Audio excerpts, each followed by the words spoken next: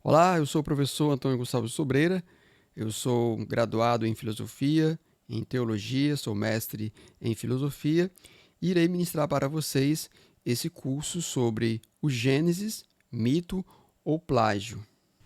Você já ouviu alguém dizer que o livro do Gênesis é apenas um mito? Ou pior, que a Bíblia copiou histórias antigas da Mesopotâmia? Talvez você já tenha escutado frases como essas, né? O dilúvio de Noé já existia antes em outros mitos. Ou a criação bíblica, ela aparece também no Enuma Elish. Ou a história de Adão e Eva é só uma adaptação de narrativas antigas. Então, se o Gênesis é mito, a Bíblia perdeu a sua autoridade. Bem, essas afirmações, elas assustam muitos cristãos e eu entendo por quê. Durante muito tempo, muitos de nós aprendemos a ler Gênesis apenas como uma narrativa isolada, sem conhecer o mundo antigo no qual ela foi escrita. Então, quando alguém apresenta os mitos da Mesopotâmia, como Enuma Elish, Atrahasis, Adapa ou Gilgamesh, muitos ficam em choque. A pergunta aparece imediatamente: será que o Gênesis é um plágio? Será que a Bíblia apenas copiou os mitos antigos? Será que a fé cristã fica comprometida quando descobrimos essas semelhanças? Foi pensando nessas perguntas que eu preparei esse curso, que é baseado no livro que eu escrevi. O título desse curso é Gênesis, Mito ou Revelação Superior? Nesse curso, nós vamos enfrentar essas questões sem medo, sem superficialidade. A proposta não é esconder as semelhanças entre Gênesis e os mitos mesopotâmicos. Elas existem. O dilúvio bíblico tem pontos de contato com Atrahasis e Gilgamesh. A criação bíblica ela dialoga com temas conhecidos no mundo antigo. A busca pela imortalidade, em Gilgamesh, ajuda a iluminar o drama da morte em Gênesis. A história de Adapa nos ajuda a pensar sobre a sabedoria, o alimento da vida e os limites humanos. Mas aqui está o ponto principal: semelhanças não é plágio.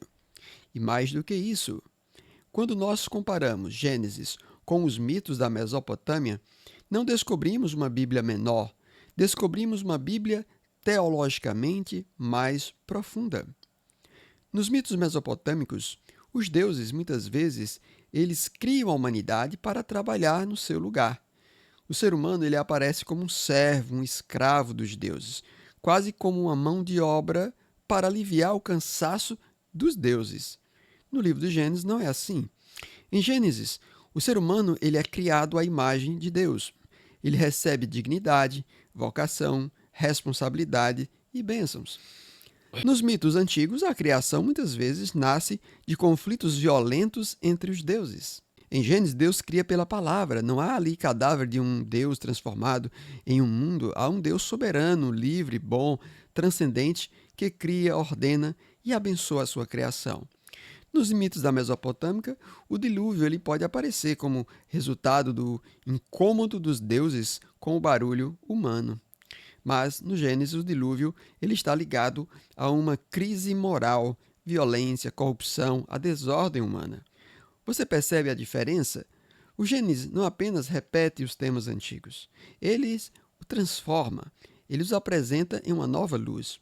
Ele pega perguntas que também estavam presentes no mundo antigo e oferece uma resposta teologicamente superior. De onde viemos? Por que morremos? Por que existe o sofrimento? O que significa ser um ser humano? Qual é o nosso limite diante de Deus? Até onde nós podemos ir? O que é a transgressão?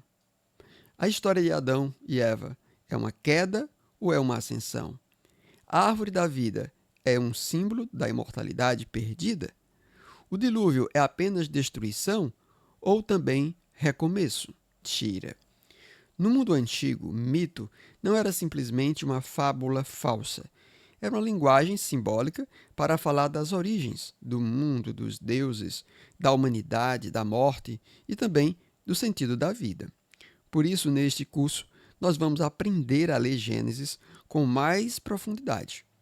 Não com medo dos mitos, mas com discernimento.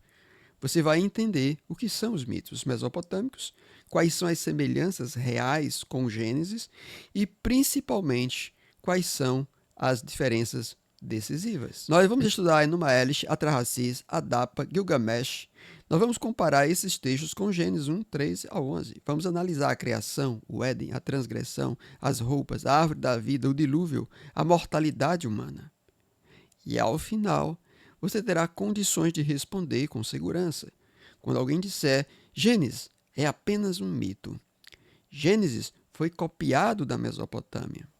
A Bíblia perdeu a sua originalidade, ou não há originalidade na Bíblia. A minha proposta é mostrar exatamente o contrário. Quanto mais conhecemos os mitos antigos, mais percebemos a força teológica do Gênesis. E esse curso é para estudantes de teologia, professores, pastores, líderes, pregadores, cristãos, de uma forma geral, interessados na Bíblia, que querem aprender, querem compreender o Gênesis com seriedade, com fé, com conhecimento. Então, não é um curso para destruir a fé, é um curso para amadurecer a fé. Porque uma fé que conhece, que compara, que pergunta, que estuda, não fica menor, ela fica mais consciente. Então, se você quer compreender Gênesis, para além das leituras superficiais, se quer responder à acusação de plágio, se quer entender por que a narrativa da Bíblia é teologicamente superior aos mitos da Mesopotâmia, este curso é para você. Eu sou o professor Antônio Gonçalves Sobreira, professor de Teologia e Filosofia, e convido você a caminhar comigo nessa jornada pelo mundo antigo, pelos mitos da Babilônia e pela profundidade teológica do livro do Gênesis. Gênesis, plágio ou revelação superior?